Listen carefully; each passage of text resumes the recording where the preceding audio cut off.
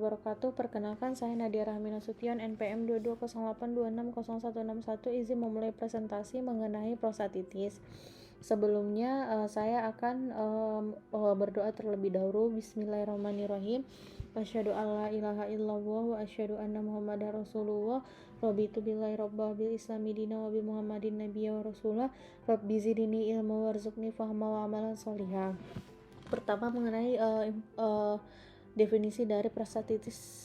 Prostatitis adalah inflamasi pada prostat, inflamasi atau infeksi pada prostat sehingga mempengaruhi jaringan di sekitar sinus kelenjar prostat terinfiltrasi oleh sel yang inflamasi. Kondisi ini dapat memengaruhi kualitas hidup pria dan menyebabkan berbagai gejala seperti nyeri panggul dan gangguan urin. Biasanya disebabkan oleh infeksi bakteri patogen, bisa disebabkan oleh Trachomatis. Dia ini paling sering menyebabkan dia sekitar 74,2%. Kemudian bisa disebabkan oleh T. vaginalis sekitar 10,5%. Kemudian Ureaplasma urealyticum sekitar 5%. Kemudian E. coli bisa menyebabkannya itu sekitar 6,6%. Jenis-jenis dari prostatitis sendiri ialah: pertama, prostatitis bakteri akut, kemudian prostatitis bakteri kronik, kemudian prostatitis non bakteri, kemudian prostadinia.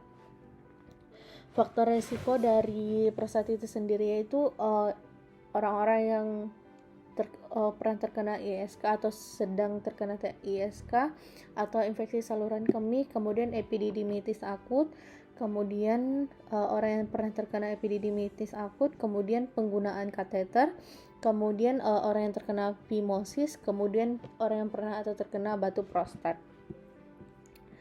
Kemudian untuk gejalanya sendiri ialah pertama, gejala dari prostatitis. Pertama, adanya nyeri pada prostat atau perineum.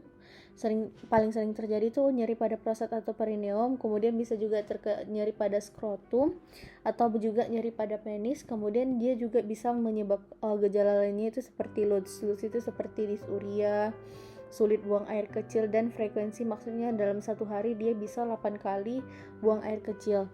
Kemudian untuk cara menegakkan diagnosisnya itu, pertama, untuk gold standarnya itu pemeriksaan urin 4 porsi atau stamen meras. Kemudian untuk alternatifnya itu bisa melakukan pemeriksaan urin 2 porsi seperti urin premase prostat atau porsi tengah dan post masase prostat.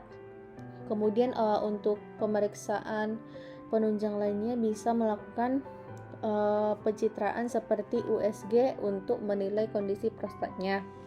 Kemudian bisa juga melakukan rectal torture untuk menilai apakah prostatnya membesar atau tidak. Kemudian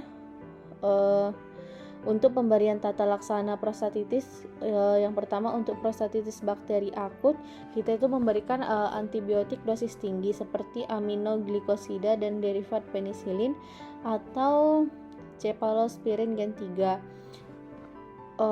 Pada yang kasus ringan kita bisa memberikan fluoroquinolone selama 10 hari.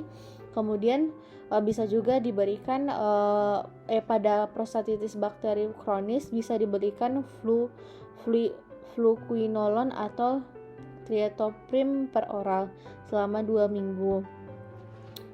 Kemudian untuk manajemen jangka panjangnya itu bisa perlu untuk dianjurkan kepada pasien perubahan gaya hidup termasuk diet yang sehat dan olahraga yang cukup.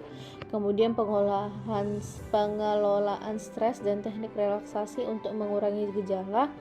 Kemudian pemantauan berkala untuk mencegah kekambuhan.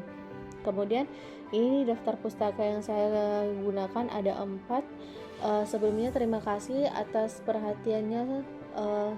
Sebelumnya untuk kurang dan lebihnya saya mohon maaf. Assalamualaikum warahmatullahi wabarakatuh. Sebelum menutupnya saya akan berdoa terlebih dahulu.